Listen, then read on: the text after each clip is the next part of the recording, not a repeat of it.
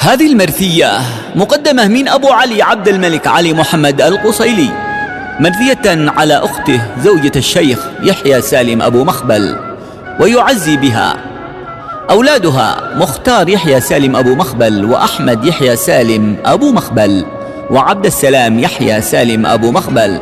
وهي تعزية أيضا لإخوته محمد علي القصيلي وبسام وعبد القادر وخالد وإبراهيم وعبد الواحد وكافة آل القصيلي وكافة آل أبو مخبل.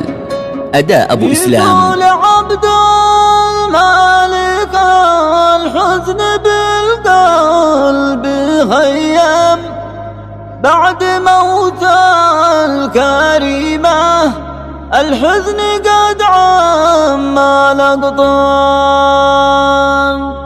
حزننا عم صعده واللواب يلم من فراقك، حنيني أعلى أم مختار، يا حنيني عليها كم ويا كم ويا كم، أختي الغالية ماتت بدون سابق انذار.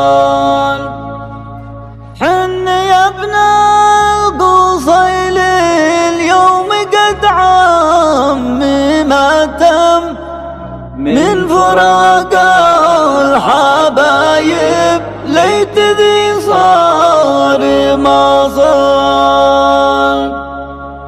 دمعة العين بعدك يختن صار قام الدم، بس حمدا وشكرا هكذا